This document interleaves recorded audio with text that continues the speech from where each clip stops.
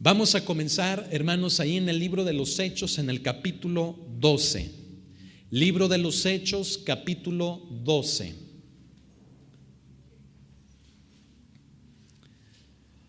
Libro de los Hechos es precisamente eso, hermano. El libro de los Hechos de la primera iglesia es conocido como el libro de los Hechos de los apóstoles, porque fueron ellos, hermano, los que comenzaron a trastornar al mundo entero. Empezaron a compartir del evangelio, hermano, de lo que habían aprendido del Señor durante 3 años. Y la gente, hermano, lo recibió con tanto poder, lo recibió con tanto gozo, hermano, que lo único que hicieron fue imitar el ejemplo de los apóstoles tocante a llevar el evangelio a toda criatura. Yo quiero comentarte, hermano, que el libro de los Hechos de los Apóstoles contiene el orden para la iglesia de hoy en día. No es un libro, hermano, que está obsoleto. He platicado con personas que me dicen, hermano, es que el libro de los Hechos, dice, ya quedó obsoleto porque ya no contiene la forma o la estructura ni de culto ni de organización para la iglesia de hoy. Y yo les comento, hermano, me vas a disculpar, pero yo difiero en cuanto a ti a esa opinión, porque la palabra de Dios, Jesucristo dijo que el cielo y la tierra pasará, pero mis palabras no pasarán. Por lo tanto, no podemos decir que ya está viejita, que ya está obsoleta, que ya no sirve, que ya no opera en nuestros días. Sigue vigente hasta el día de hoy. Y quiero decirte, hermano, que en una de las áreas en las cuales sigue vigente el día de hoy es en el área que tiene que ver con el orden de nuestra vida. No vamos a hablar el día de hoy del orden de la iglesia o de la estructura de la iglesia, sino del orden que nuestra vida personal debe de tener con el Señor y con nuestros semejantes. Por lo tanto, acompáñame aquí en la palabra de Dios, en el capítulo 12, en el versículo número 1. ¿Estamos todos ahí? Dice la palabra del Señor así: en aquel mismo tiempo, el rey Herodes echó mano a algunos de la iglesia para maltratarles, y mató a espada a Jacobo, hermano de Juan. Y viendo que esto había agradado a los judíos, procedió a prender también a Pedro. Eran entonces los días de los panes sin levadura, y habiéndole tomado preso, le puso en la cárcel, entregándole a 4 grupos de 4 soldados cada uno, para que le custodiasen, y se proponía sacarle al pueblo después de la Pascua. Así que Pedro estaba custodiado en la cárcel, pero la iglesia hacía sin cesar oración a Dios por él. Cierra tus ojos y vamos a pedir la dirección del Señor.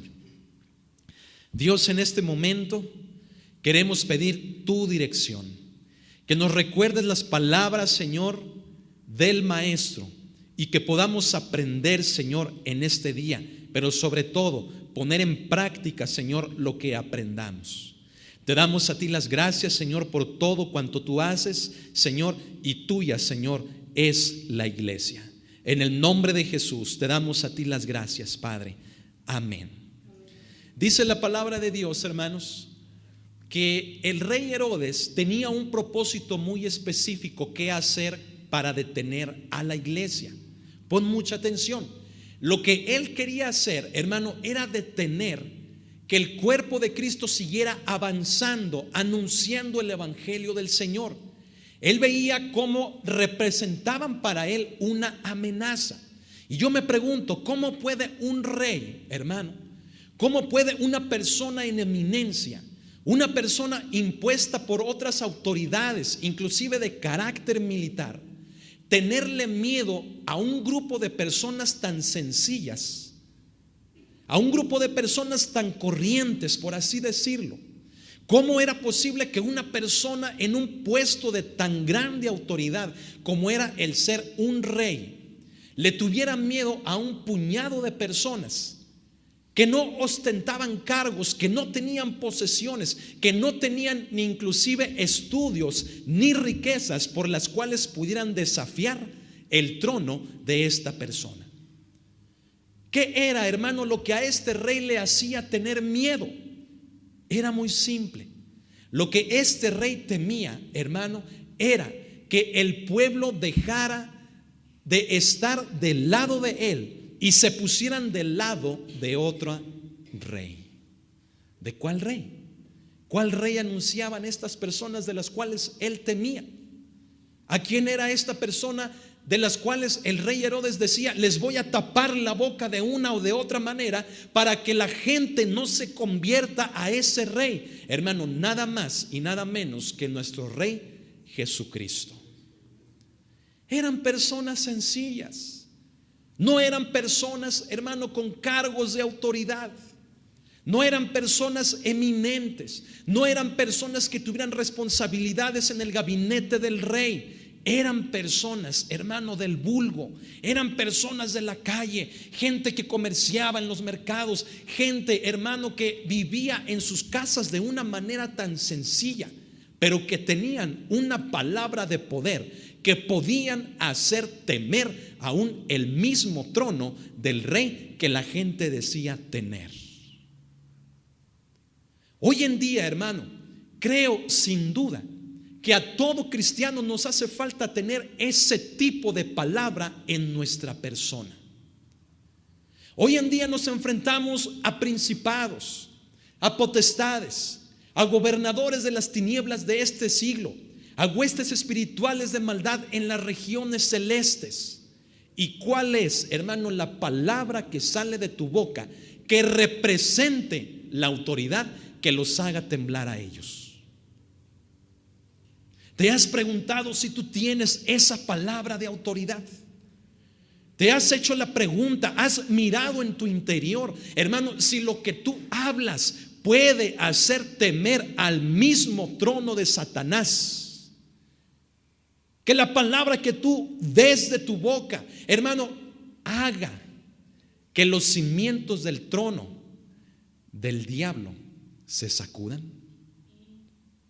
Dice la escritura que el rey Herodes tomó a algunos, hermano, para maltratarles. Ponme mucha atención. Hoy en día el enemigo toma a algunos de la iglesia para maltratarles, para infundir miedo en la iglesia, para desanimar a la gente, para decir: mira, se dividen a cada rato. ¿Por qué la iglesia cristiana es tan débil? ¿Por qué la manera de pensar de cada persona que está sentada, que está sirviendo, que se está moviendo en los ámbitos de la iglesia? ¿Por qué siempre tienen que estar en conflicto? Pero al diablo, hermano, le conviene. Porque cuando él toma a esos pocos, hermano, para debilitar a la iglesia, se da cuenta de que es tan sencillo hacerlo, que basta solamente meter punta, hermano, y automáticamente el ser humano se encarga de sacar la hebra.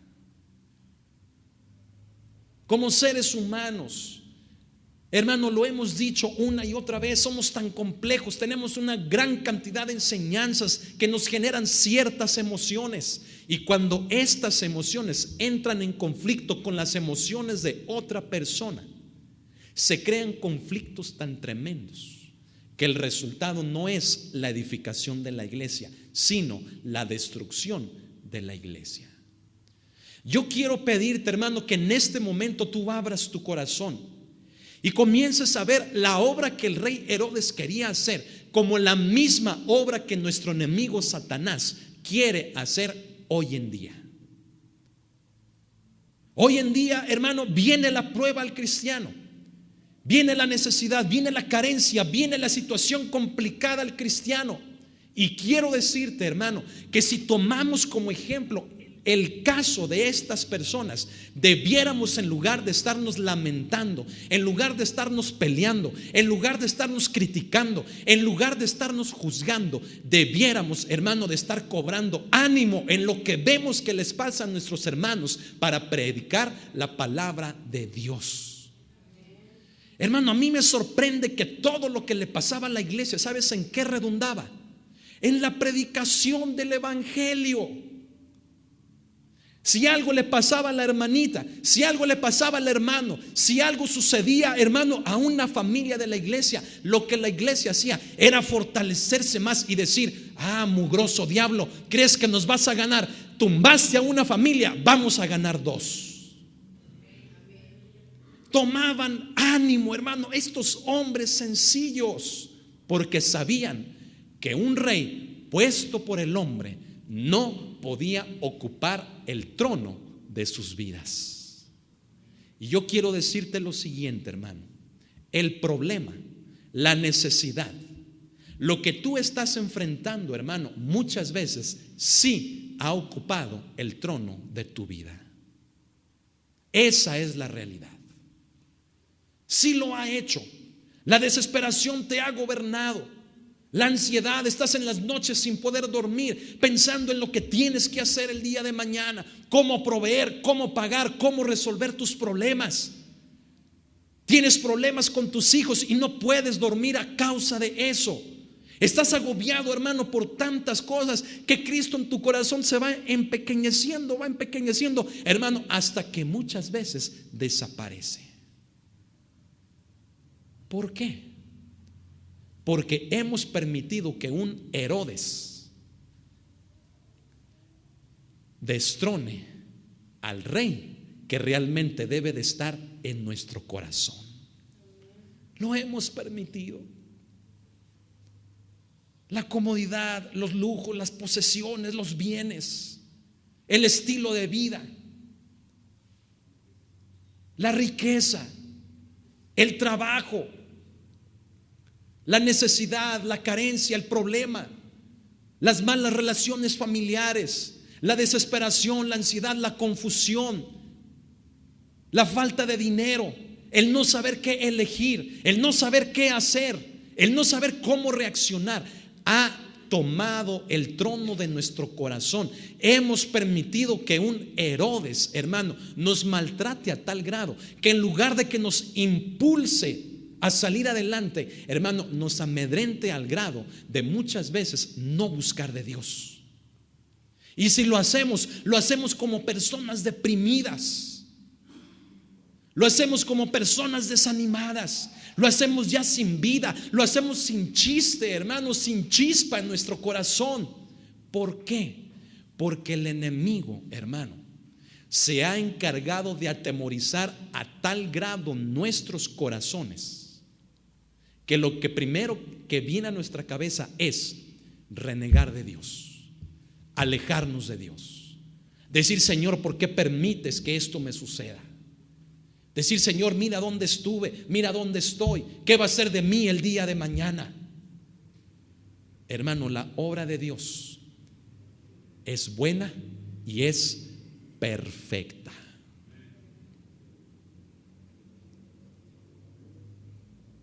¿Por qué dejamos que Herodes tome nuestro corazón? ¿Cómo te ha maltratado a ti Herodes? ¿En qué te está maltratando Herodes?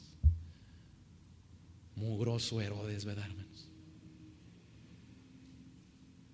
¿En qué área te está, hermano, atemorizando? ¿Te está atemorizando en tu área económica?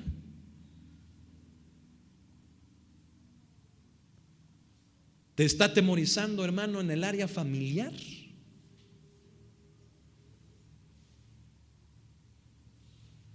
Y tú estás, hermano, tan asoleado por la presencia de Herodes que no puedes ser capaz de abrirte paso con la presencia de Cristo en tu vida. Herodes, hermano, quería tomar el control de la situación. Herodes sentía que la situación se le estaba saliendo de control. Decía: están adorando a otro rey. No es posible, al rato ya no voy a tener a ningún súbdito. Nadie va a estar conmigo. Desesperadamente él quiso tomar el control, hermano, de las personas, tenerlos quietos en su mano por medio de infundirles temor. Y esa, hermano, es la estrategia del mismo diablo. ¿Qué dice la Escritura? ¿Cómo anda el diablo? Como león, ¿cómo? Como león rugiente. Yo te pregunto una cosa, hermano. Si tú ves a un león, pasas por un zoológico y ves a un león que está bien apacible, que está bien tranquilito, ¿le tendrías el mismo miedo a otro león que en otra jaula apenas te acercas y se te acerca al vidrio abriendo la boca y da un rugido tremendo? ¿Le tendríamos el mismo miedo? ¿Verdad que no? Tal vez con el que está apacible diríamos: ay, mira qué bonito está el leoncito. Pero con el otro, hermano, hasta brincarías de nada más ver la bocanada que da. Dice la Escritura: el diablo anda como león rugiente. ¿Sabes por qué ruge? A ver, ¿alguien lo sabe en el contexto de lo que estamos explicando? ¿Alguien a Dios le está hablando aquí? ¿Por qué ruge? Para atemorizar. Pero yo te aseguro, hermano, que el león que ladra no muerde. ¿Sabes por qué? Porque Dios nos ha dado algo más grande, hermano, que tan solo el rugido de un cachorrillo, hermano, que está ahí haciendo su show. ¿Y sabes qué es? El poder de Dios a nuestro alcance. Eso era lo que la gente tenía. Eso era lo que hacía temer a Herodes. Eso es lo que hoy el diablo necesita ver en los cristianos. Ese valor, esa dignidad, hermano, esa entereza, esa integridad es lo que hoy el diablo necesita ver de cada uno de nosotros. Pero si estamos lamiéndonos, hermano, nuestras heridas, si estamos quejándonos, lamentándonos por lo que nos tocó vivir, por lo que hoy en día estamos viviendo, hermano, el diablo con su rugido te tiene bien controlado. Necesitas, hermano, salir de la burbuja en donde tú mismo has puesto tu vida. Necesitas hoy, hermano, salir de los límites que tú has creado para tu vida. Necesitas, hermano, experimentar el poder de Dios en tu vida, hermano, que te quiere llevar a algo más de lo que hasta hoy tu vida ha sido.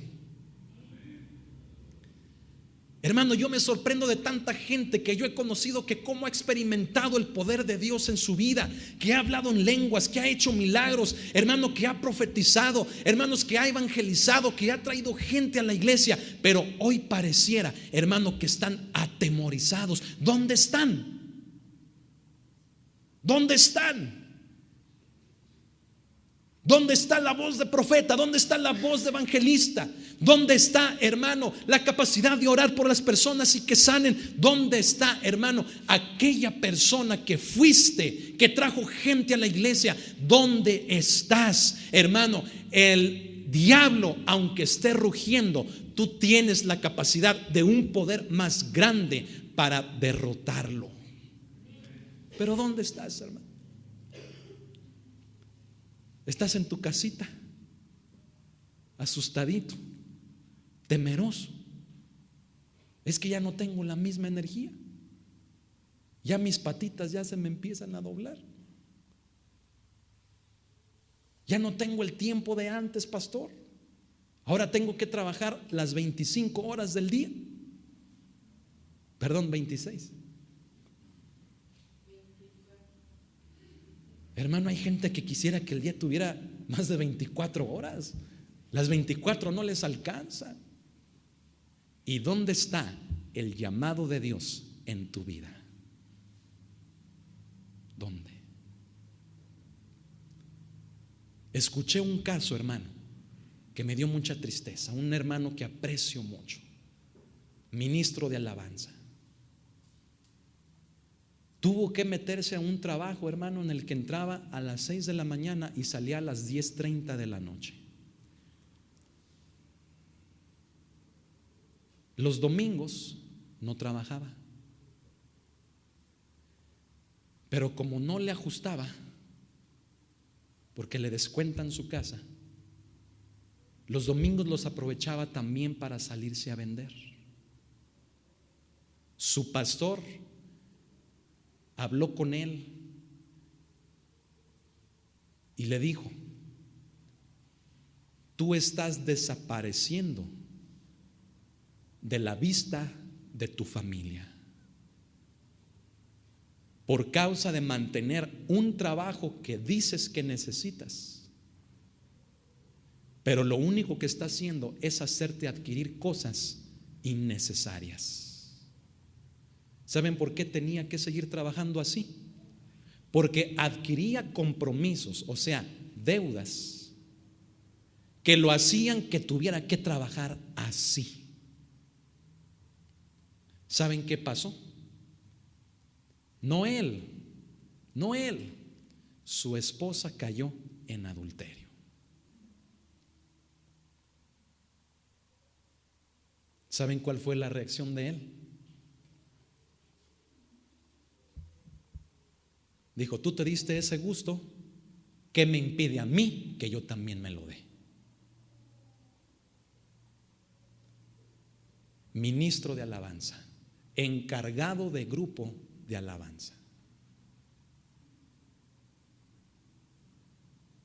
Y uno dice: hermano, es que era débil, su llamado era débil. ¿Sabes cuál es mi respuesta, hermano? ¿Sabes cuál es, hermano? Que le estamos haciendo más caso al rugido del león, que es el diablo, a atrevernos a creer que un poder inmenso está de nuestro lado. Hermano, ¿por qué aquella gente tomaban las escrituras de su casa y les decían: ¿eres cristiano? Sí. Les confiscaban sus escrituras de sus propiedades y se las llevaban. ¿Por qué aquella gente, cuando veía eso, en lugar de ponerse a chillar y decir: Señor, es que todo lo que hice en mi vida, el patrimonio para mis hijos, mira, se fue, eres bien malo? Eso es ser cristiano, el vivir estas experiencias. ¿Por qué esa gente no hizo eso? Porque sabían, hermano, que el rugido del león, que es el rugido del diablo, es algo temporal. Pero el poder de Dios, hermano, es eterno. Es eterno, hermano. Esa gente podía ver a sus mismos hijos cómo eran torturados, pero sabían que un poder más grande estaba con ellos. Podían ver, hermano, cómo les eran arrebatadas sus pertenencias, pero sabían y confiaban en que había algo más eterno que solamente un temor, que solamente un dolor temporal. Yo quiero preguntarte lo siguiente, hermano: ¿cuánto tiempo más vas a tardar en entender que lo que estás viviendo es temporal? Que Dios tiene reservado para ti algo mejor, que Dios te lo está guardando para que cuando tú entiendas que es algo temporal y que no debes de estremecerte ante el rugido del diablo, sino confiar en Él, Dios te lo dé. ¿Por qué, hermano, el rugido del león nos asusta tanto? Y la voz apacible de Dios, ni la escuchamos. Oímos el rugido, pero la voz apacible de Dios no.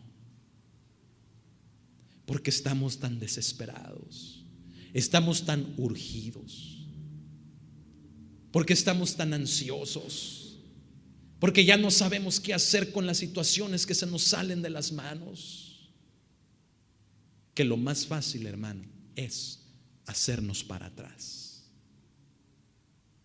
¿Por qué? ¿Por qué la iglesia de hoy, hermano, se ha vuelto tan debilucha, tan frágil? Apenas, hermano, vive algo y Salen renegando de la iglesia, criticando, peleados con Dios, enojados con Él.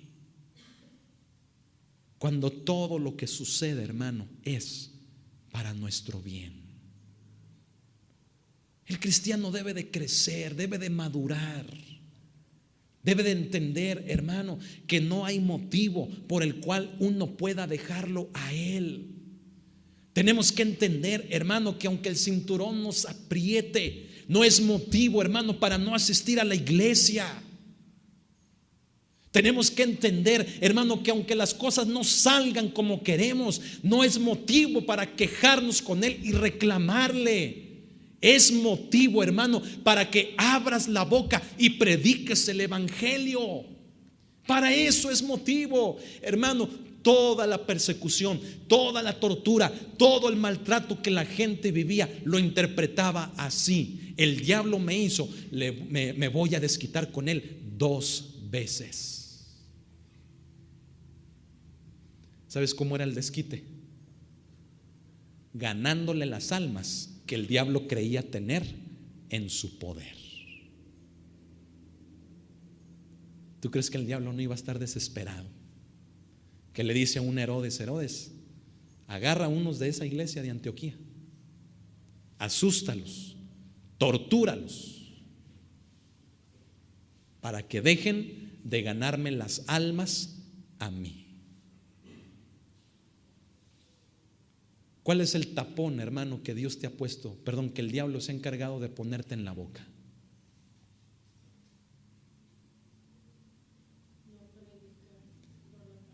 ¿En qué manera te ha puesto el diablo el tapón? Ay, es que mis hijos, ya no sé qué hacer con ellos. Y estás tan enfrascado en el problema de tus hijos que se te olvida hablar del evangelio. Es que mi economía, y estás tan afanadote o afanadota trabajando que se te olvida hablar del evangelio. ¿Cuál es el tapón que el diablo te ha puesto? ¿Cómo te ha torturado? A esta gente, ¿cómo crees que Herodes los torturaba? La forma más sencilla, la más práctica, era amarrarlos a una columna con los brazos levantados y por la espalda, puestos de pie, los latigaban, hermano, hasta que se desmayaban, hasta que perdían la conciencia. Los soldados se daban cuenta si realmente ya estaba desmayado o no.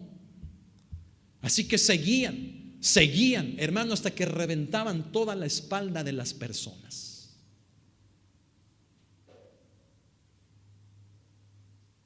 Era la tortura más común, pero había otras. Había otras, hermano, donde les quebraban los huesos con las empuñaduras de las espadas. Ponían los brazos de las personas en unas mesas de piedra grandes y con las empuñaduras de las espadas quebraban los huesos uno por uno.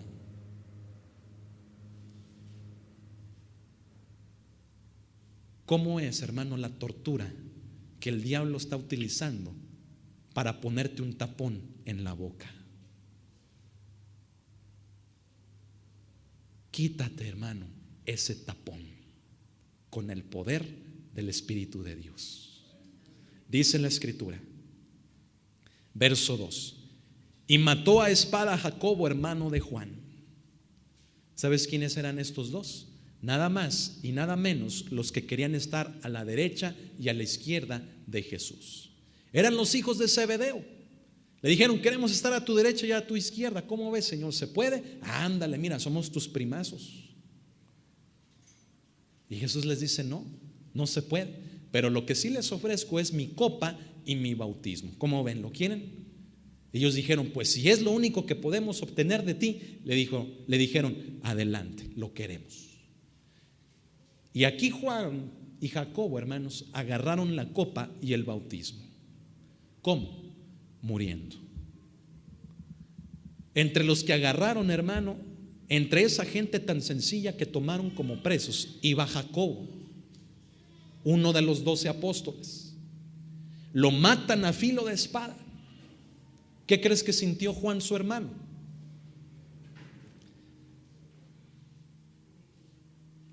Verso siguiente, verso 3. Y viendo que esto había agradado a los judíos, procedió a prender también ¿a quién? Al mero, hermanos. Hasta ese momento, a Pedro. Eran entonces los días de los panes sin levadura, la fiesta de los panes sin levadura.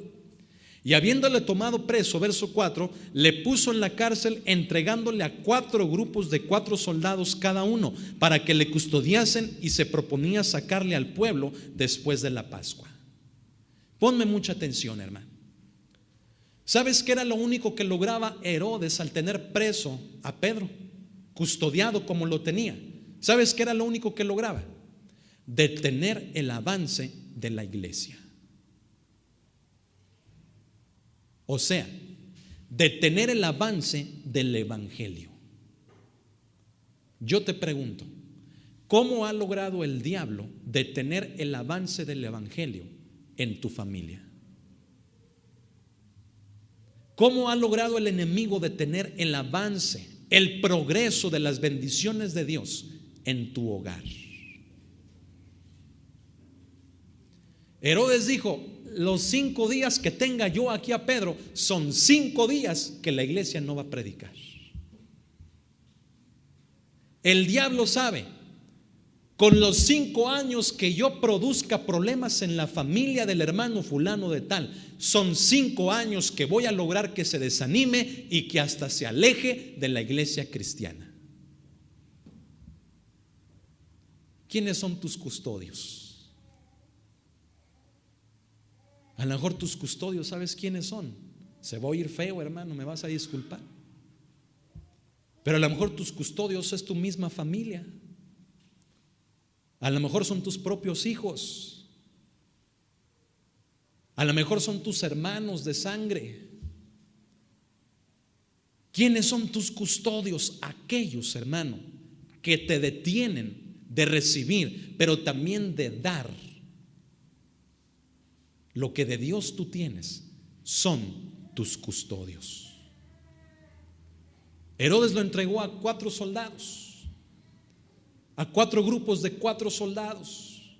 Hacían guardia, fíjate, 4 soldados alrededor de Pedro, que no lo dejaran moverse, que no lo dejaran hablar, que lo tuvieran atado. Hoy en día, ¿quién te tiene atado? Hay gente que hoy en día dice: es que mis hijos ahorita me requieren al 100%.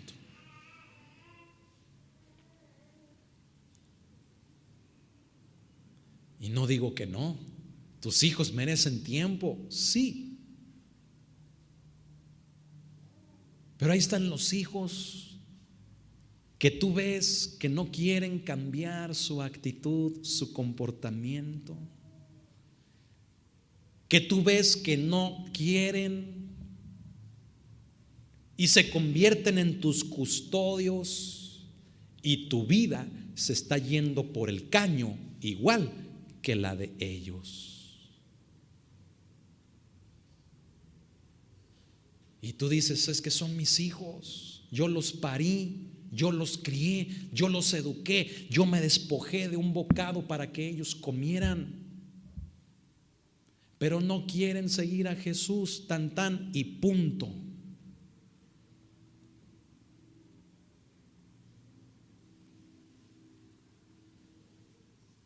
Ahorita todos han de estar diciendo: ya te veré cuando tengas a tus hijos en la edad de los míos. Pues sí, hermano, ya me verás, ni modo que no.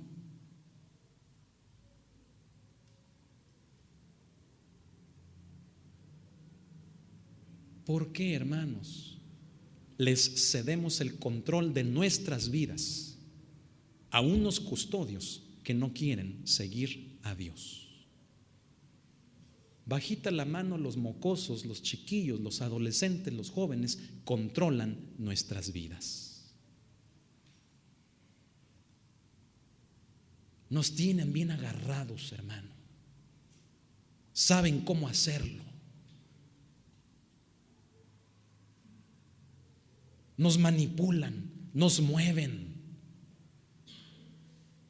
Y uno se está desgastando con ellos, perdiendo energías, perdiendo tiempo, perdiendo, hermanos, recursos, perdiendo salud. Nos estamos enfermando, hermano, por unos custodios que no quieren obedecer a Dios. Esta historia, hermano, es hermosa, porque ¿sabes quién es el que trae la libertad de Pedro? Estando los 4 custodios alrededor de Pedro, ¿sabes quién lo libera? Dios, no yo. No fue Juan por Pedro y le dijo: ándale Pedro, vámonos. No hicieron una revolución para liberar a Pedro de la cárcel. No, hermano, fue Dios. Dios hoy te está diciendo: deja el control de tu vida en mí, no en tus hijos, no en tu familia, no en tus problemas, no en tus necesidades, sino en mí.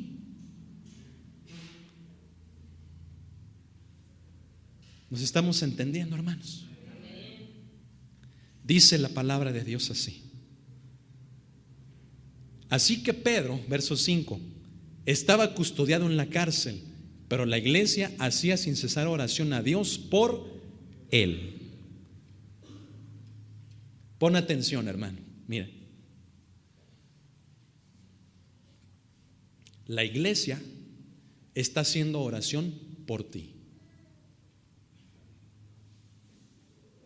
A ver si me escucharon todos, hermanos. A ver, ¿qué dije? ¿Qué? A ver, otra vez, ¿qué? Por mí. ¿Están orando por mí, hermanos? Hermanos, Dios pone en el corazón de la gente de la iglesia el orar por tus problemas. O sea, traducido, estamos orando por los problemas de un hermano Luis Martín. Estamos orando por los problemas de Pepe. Estamos orando por los problemas de Meli, los de Abel, los de Eli, los de la hermana Yolanda, los de la hermana Tina, la hermana Cuquita, la hermana Ofelia, la hermana Gloria, la hermana Almadina, el hermano Josué, el otro Josué, la hermana Tere, el hermano Jesús, la hermana Caro, la hermana Paloma, el hermano José Luis, la hermana Rebe, la hermana Isa, la hermana Alejandra, la hermana Marisol, la hermana Laura, el hermano Luis Antonio. Estamos orando por todos. Caray, ¿por qué entonces somos tan temerosos? ¿Por qué entonces le cedemos el control de nuestra vida a gente que no quiere obedecer a Dios? Estamos orando, hermano, por una hermana Lula, por una hermana Claudia. Estamos orando, hermano, por gente que no está aquí, pero que sabemos que un día van a estar aquí. Entonces, ¿por qué nos sentimos tan frágiles?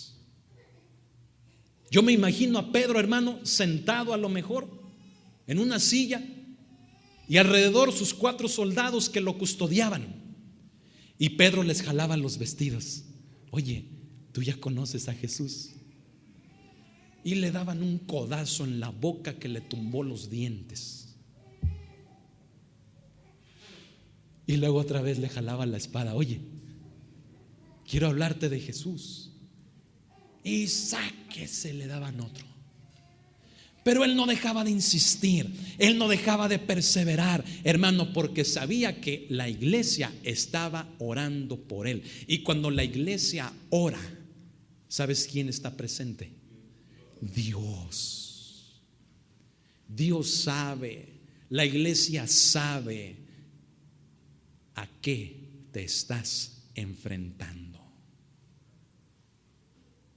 No estás solo. Vas manejando y sientes la soledad tan tremenda. De hoy en adelante quiero que sepas y que sientas que habemos gente que desde que nos levantamos hasta que nos dormimos estamos orando por ti. Entonces, hermano, no hay motivo para sentirse solo. Nada más lo único que tienes que tener, hermano, ¿sabes qué es? Te lo voy a decir, más que la fe, ¿sabes qué es? Valor. Nos hemos hecho tan cobardes, hermano. Hemos dejado de hablar. Los problemas nos han aciscado tanto que ha habido ya cobardía en nuestro corazón. Dios hoy te está diciendo: yo no te he dado espíritu de temor ni de cobardía, sino de qué. A ver, dilo. Sino de qué, hermano. Entonces quítale el control de tu vida a la gente que no quiere buscar de Dios, y tú tómalos en tu control y diles: aunque tú no quieras, yo iré, pero te voy a llevar.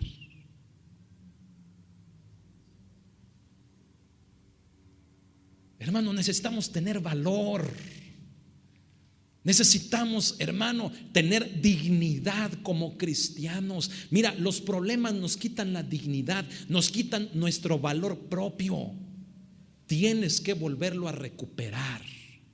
Una carencia económica, hermano, te hace sentirte tan vil, tan menospreciado, que tienes que recuperar tu valor como persona, que tú eres lo que eres por quien eres delante de Dios, y no, hermano, por lo que llegues a obtener. Que una persona jugó contigo y se llevó tu valor como mujer. Hermana, necesitas volver a recuperar el valor que Dios te dio, porque eres una excelente hija de Dios. Esa gente, hermano, les quitaban lo que fuera y decían: no le hace. Se llevaban a su esposo y decían: pues ni modo, mejor, ¿verdad? No se creen. Y las hermanas dijeron: no se crean, no se crean.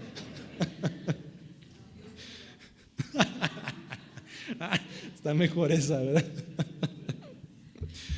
La gente, hermano, veía que les quitaban sus cosas y la gente estaba tranquila, no chillaba, no se quejaba, no decía: ay, ¿qué va a hacer de mí? No, hermano, conservaban su integridad, su dignidad y su valor como hijos de Dios.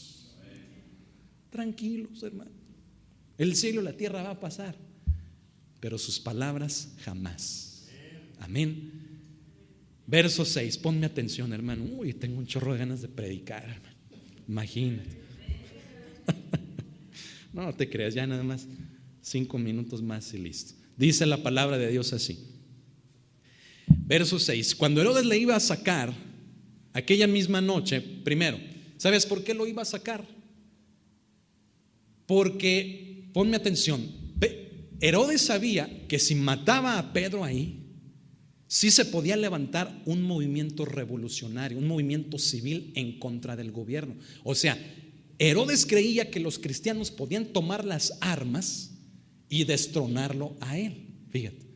Entonces dijo: no, nomás lo encierro un rato, lo atormento, lo torturo y lo saco maltratado, para que la gente, al verlo maltratado, los ojos morados, ensangrentado, chorreado de baba y de excremento y de sabe cuántas cosas, la gente se asuste y ya no predique.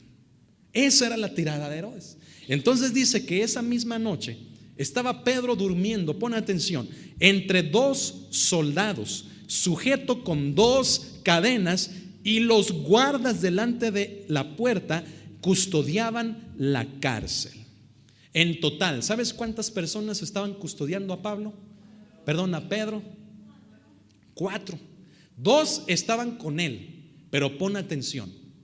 Los 2 soldados que lo estaban cuidando, hermano, no lo tenían encadenado a su propio cuerpo.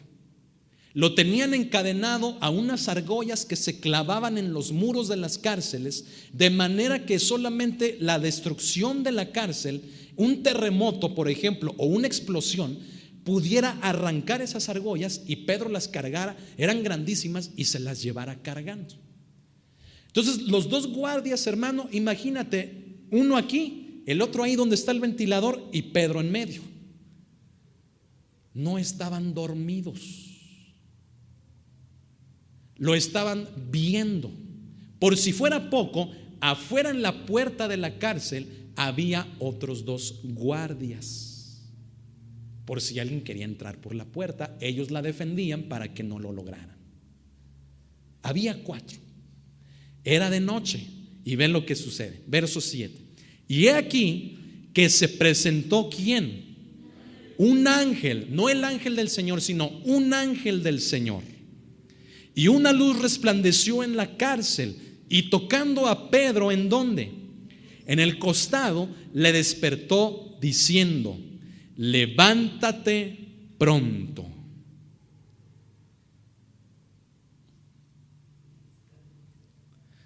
Pon atención, hermano. Hoy Dios te está diciendo: levántate pronto. Deja el control de tu vida a la deriva.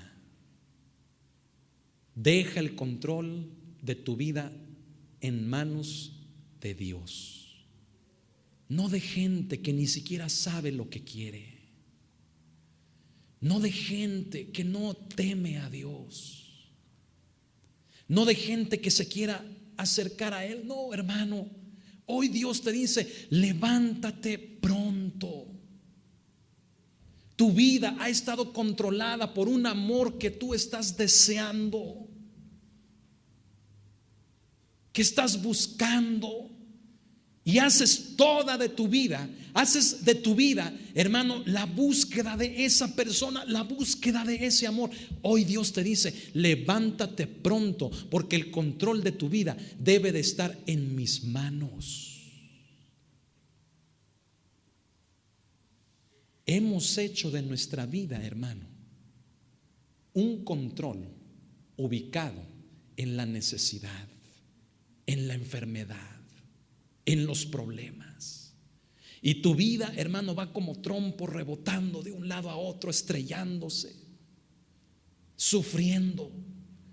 Hoy Dios te dice: hermano, levántate pronto, porque tu vida debe de estar en mi control, no en el control de quien tú crees que lo debe de tener, no del control de la gente que no sabe lo que quiere, sino en mí. Amén. Levántate pronto. ¿Y qué pasó? Y las cadenas se le cayeron de las manos. Aquí te va, hermano, una revelación, hermano. Hay gente, hermano, que necesita ver que las cadenas se les caigan de sus manos.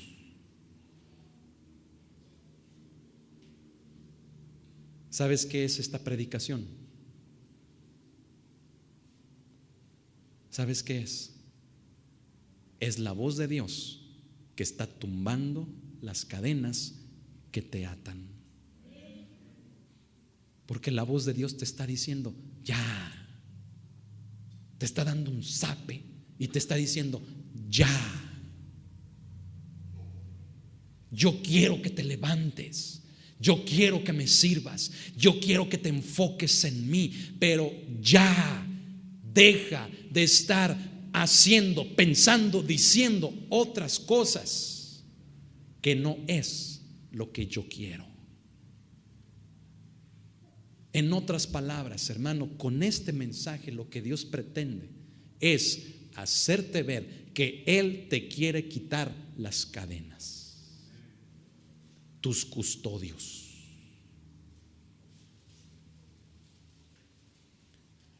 ¿Por qué le quitó las cadenas a Pedro, hermano? ¿Te lo has preguntado?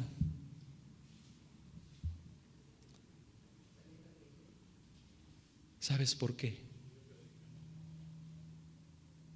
Porque Jesús le dijo: Pedro, ¿me amas?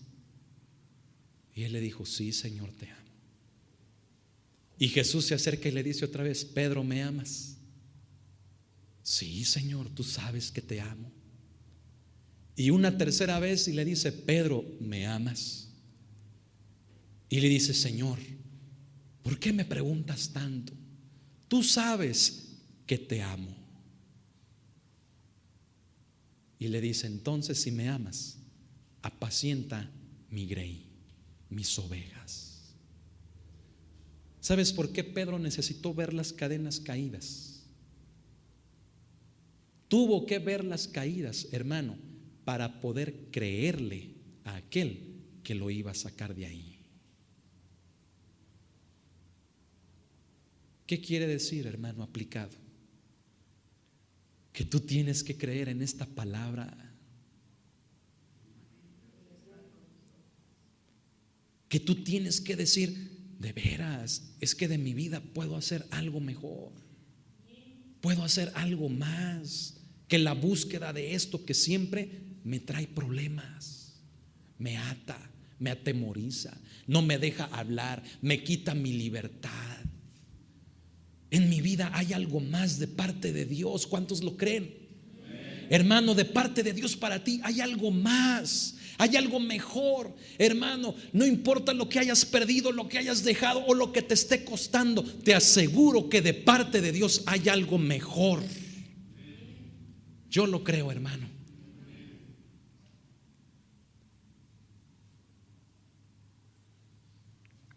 Necesitamos, hermano, tener la evidencia de que amamos y le creemos a Dios.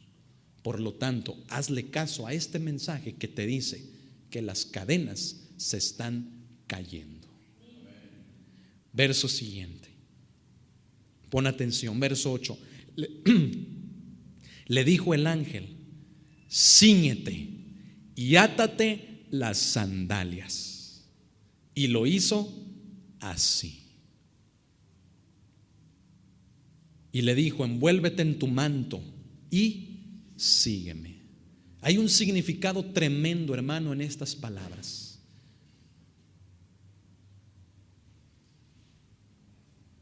Tiene un significado cada una de estas palabras. A la hermana Idalia le encanta el significado de este tipo de detallitos. Le vamos a dar el CD para que lo oiga. Cuando le dice cíñete, ¿qué quiere decir, hermano? Cuando le dice cíñete, a ver, ¿qué es? Pedro estaba, hermano, siendo maltratado. Por lo tanto, le despojaron, hermano, de su cinto. Le despojaron, hermano, de la túnica que comúnmente un judío portaba como vestimenta para su cuerpo. Hermano, en otras palabras, Pedro estaba prácticamente desnudo. ¿Me escucharon? Y así desnudo, muchas veces tú y yo nos hemos sentido. Nos hemos sentido que nadie nos ama. Nos hemos sentido abandonados. Nos hemos sentido, hermano, menospreciados, solos. Nos hemos sentido, hermano, en una oscuridad tal que no vemos la luz, no hallamos la salida. El dolor, hermano, nos ha producido tanto la sensación de soledad que Dios, hermano, cuando va a hacer algo con tu vida, te dice: cíñete. O sea, Ofelia, Tina, Yola, Mari, Pepe, Luis, te dice: recupérate, vuelve en sí, vuelve a tu juicio, recupera tu valor. Lo que el hombre o la mujer te quitó, vuélvelo a ti, recupéralo. Y eso es algo que muchas veces a nosotros como personas nos toca hacer. El reponerte de una decepción. Hermano, quisiéramos que Dios nos tocara con su mano y nuestro corazón se olvidara de aquella experiencia, pero no. Dios te dice: avanza, supéralo. No dejes que la tristeza te gobierne. No dejes que el control de tu vida esté con el dolor, con la amargura, con la ira. Recupera tus emociones, recupera tu sentir, vuelve a ti mismo. y todavía te dice: átate. ¿Sabes qué es, hermano?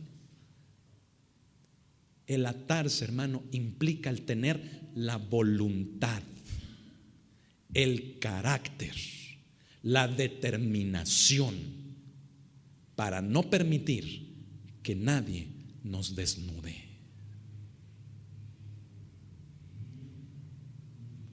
Ya alguien jugó contigo, ¿cuántas veces? 1, 2, 15, 25, 80.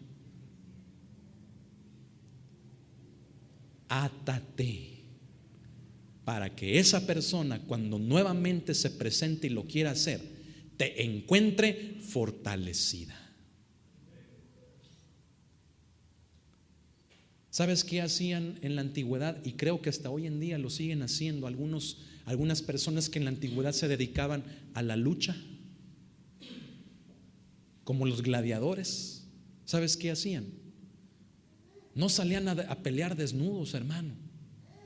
Por lo menos, ponme atención, se ponían un cinto, una especie de faja, hermano, que los apretaba de tal manera aquí la cintura, que con eso, aunque no tuvieran armas, se sentían tan fuertes para hacerle frente a sus contrincantes. Cuando Dios le dice a Pedro: átate, le estaba diciendo: Pedro, ten el valor, ten el carácter, la determinación, la voluntad fortalecida, Pedro, porque vas a salir y hay una obra muy larga por delante. Dios hoy te está diciendo: no solamente recupera lo que perdiste, te está diciendo: fortalécete. Te está diciendo: ten carácter, ten valor, ten determinación, para que cuando el problema venga otra vez, no te desnude. Pedro lo hizo así. Le dice: ponte las sandalias, no salgas descalzo, ponte las sandalias, vamos de viaje, vamos a salir. Hermano, hay gente que hoy en día necesita ponerse las sandalias, es decir, estar preparado, hermano, para el camino. Hay gente que ya no quiere seguir el camino y se suicida, se quita la vida. Hay gente que dice: ya no vale la pena que yo viva, siempre estoy viviendo lo mismo. Señor, si siempre va a ser lo mismo, entonces ¿dónde estás tú? ¿Para qué quiero vivir? Y se quitan, hermano, la vida. El ponerse las sandalias significa: un camino por delante te espera. ¿Cuántos hoy se están poniendo las sandalias, hermanos? Porque un camino por delante nos espera. Amén. Así lo hizo Pedro. Y dice: envuélvete en tu manto. Pon atención, hermano, ya voy a terminar con esto. Le está diciendo: envuélvete en tu manto. ¿Qué es, hermano, envolverse en el manto?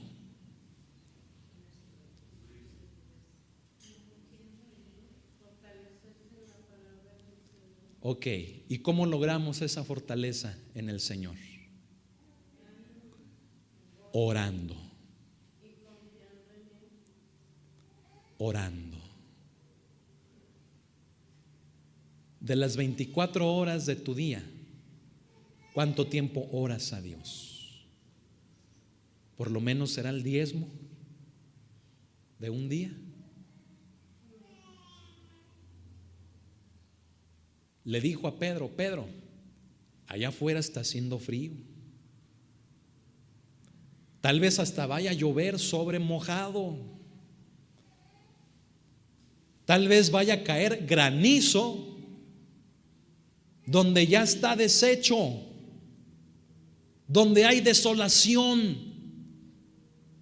Tal vez, Pedro, va a venir un fuerte viento en aquello que tú crees que estás levantando, aquello que te ha costado 5 años de tu vida.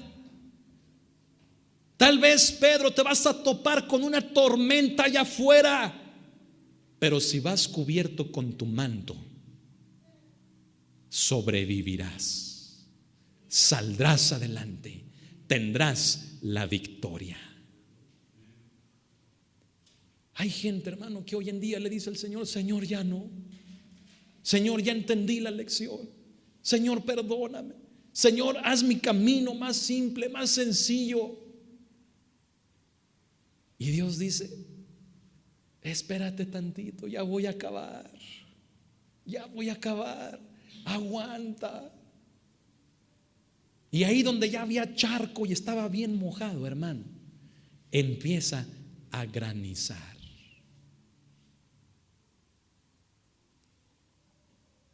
Pedro, al salir de la cárcel, ¿sabes qué hubiera dicho? Hubiera dicho: Nelson, no, allá adentro está más calientito, mejor me regreso allá adentro, Señor. Y hay gente cristiana que actúa como Pedro. Hay gente cristiana que prefiere estar atada a aventurarse en las bendiciones y en el poder de Dios. Hay gente que dice: no, Señor, mira, ahorita no te voy a hacer caso. Ahorita voy a estar atado por mis custodios, me voy a quedar en la cárcel, porque aunque no me va bien, porque aunque no hago lo que quiero, pero ahí por lo menos estoy tranquilo. Eso creemos. Cuando el descuido en tu familia, cuando el descuido en la iglesia, cuando el descuido en tu persona, hermano, está destruyendo tu vida. Tú debes estar afuera, no en la cárcel. Tu lugar no es estar custodiado, tu lugar no es estar controlado, hermano, por gente que no quiere y que no teme a Dios. Tu lugar, hermano, es estar disfrutando de la libertad en Cristo Jesús, para que te aventures en las bendiciones de Él. Ese es tu lugar. ¿Y por qué, hermano, preferimos la comodidad de una cárcel que nos priva de la libertad? Tal vez tú quieres que los problemas se acaben. Tal vez tú quieres que México sea la primer potencia mundial, que la economía se resuelva, que los 600 pesos que ganas a la semana se conviertan en 6,000, se hagan euros.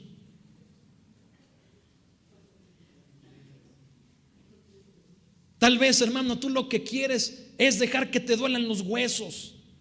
Es, hermano, estar siempre trabajando como burro, hermano, y no estar viendo la bendición de Dios. Te voy a decir una cosa: si no te preparas en oración, si no te envuelves en el manto de la presencia de Dios, vas a salir al camino y vas a estar desprotegido. Y vas a añorar, como el pueblo de Dios, las ollas de carne, el techo, hermano, de palmas que el Egipto les ofrecía. Envuélvete en oración. Estamos tan cansados, llegamos tan cansados a la casa, hermano, que lo único que queremos es cenar y dormir. Ya no jugamos con los niños, ya no platicamos con ellos, ya una charla con nuestra familia, con nuestra esposa, ya no. ¿Por qué? Porque estamos tan cansados, tan agotados, que lo único que queremos es dormir. ¿Y la oración? No, pues la oración menos, pastor. Dele gracias a Dios que voy a la iglesia.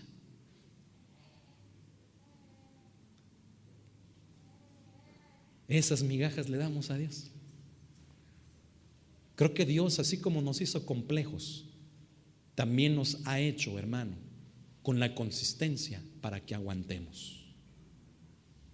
A ver, ¿quiénes dicen amén? Nadie, ¿verdad, hermanos? ¿Quién le dice amén a eso, hermano? Hay que estar medio tocadiscos, ¿verdad? Bueno, estamos tocadiscos para el Señor. Envuélvete, hermano, en el manto de la presencia de Dios. Que cuando venga el problema no sientas la soledad, no sientas el frío ni la lluvia, sientas alguien que te está cobijando. Amén. Ponte de pie.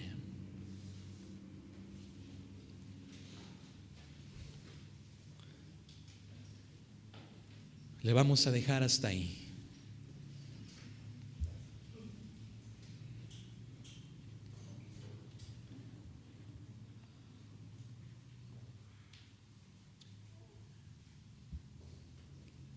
Pasen los muchachos de la alabanza.